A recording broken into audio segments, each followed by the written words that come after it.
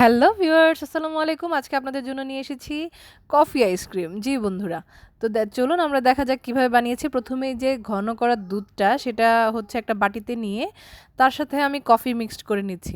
হ্যাঁ, আপনারা ভাবতে পারেন চুলার উপরে বসিয়েছি কিন্তু চুলার জাল কিন্তু ধরায়নি। আপনারাও কিন্তু ভুলে চুলার জালটা ধরাবেন না।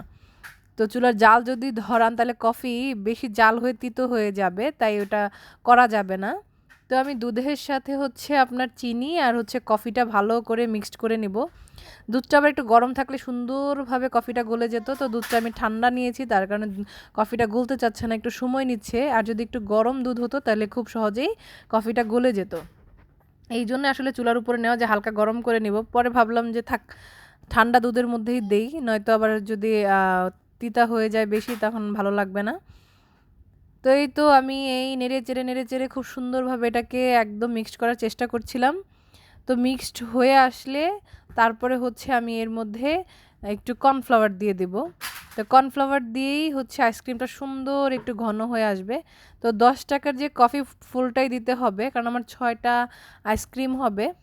তো একটা কফি দিয়েই হয়ে যাবে। তো আপনারা যেটা 10 টাকা দামের, যেটা হচ্ছে মিক্সড কফি, দুধ প্লাস চিনি প্লাস হচ্ছে আপনার কফি মিক্স থাকে, সেটা নিয়ে আসবেন। শুধু কফি নিয়ে আসলে ওটা স্বাদ হবে না, ওটার একটা এক্সট্রা একটা ফ্লেভার আসবে না।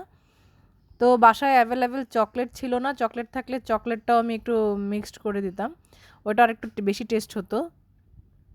তো এই তো আমি হচ্ছে কর্নফ্লাওয়ার দিয়ে দিচ্ছি। কর্নফ্লাওয়ার দিয়ে এটাকে হচ্ছে নেড়েচেড়ে মিক্সড করে নিচ্ছি। কর্নফ্লাওয়ার আবার হচ্ছে গরম দুধে দেওয়া যাবে না বা গরম পানিতেও ইউজ করা যাবে না, এটা দলা হয়ে যাবে। এই কর্নফ্লাওয়ার সবসময় ঠান্ডা কিছুতে ইউজ করতে হয়, সেটা ঠান্ডা পানি হোক বা ঠান্ডা দুধ হোক। তো আমি কর্নফ্লাওয়ারটা দিয়ে দিচ্ছি যেহেতু আমার দুধটা ঠান্ডা ছিল। তো এই তো কর্নফ্লাওয়ার দিয়ে ভালো করে মিক্সড করে নিয়ে আমি এটা হচ্ছে যেই ঘন করা আমার দুধটা ছিল পাতিলের মধ্যে, সেই হাঁড়ির মধ্যে আমি এটা ঢেলে দিয়েছি। ঢেলে দিয়ে একদম নেড়ে চেড়ে মিক্সড করে নিচ্ছি, সুন্দর মিক্সড হয়ে যাচ্ছে। তো এখন আমি কি করব, এই মিক্সড করা যেই দুধটা, সেই দুধটা হচ্ছে আমি হালকা একটু গরম করে নিচ্ছি। গরম করে নাড়ছি, নয়তো যদি কর্নফ্লাওয়ার দিয়েছি এটা ঘন হবে না। এটার জাল অবশ্যই জাল দেওয়া আছে, এটার চুলার জাল দিয়েছি। তো একটু ঘন করে না নিলে ওই কর্নফ্লাওয়ারটা হচ্ছে দুধটাকে ঘন করবে না। তো আমি যখনই এটা ঢেলে দিয়েছিলাম তখন কিন্তু চুলার জাল দিয়ে আরেকটু জাল দিয়ে নিয়েছিলাম। তো এদিকে ঢালতে যেয়ে আমার একদম একটু পড়ে গিয়েছে। তো ব্যাপার না, কারণ আমার 6টা সুন্দর মতোই হয়ে গেছে। তো এর মধ্যে আমি একটু কাঠিটা দিয়ে মাঝখানে এটা সেট করে দিচ্ছি, যাতে আইসক্রিমটা বের করার সময় কাঠি ধরেই টান দিয়ে বের করতে পারি। হ্যাঁ, এই তো একটা কাঠি আবার শর্ট পড়ে গিয়েছে, তো সেই কাঠিটা আবার আইসক্রিমের যে কাঠি সেটা দিয়ে দিচ্ছি। দিয়ে আমি এটা ফ্রিজে রেখে দেব।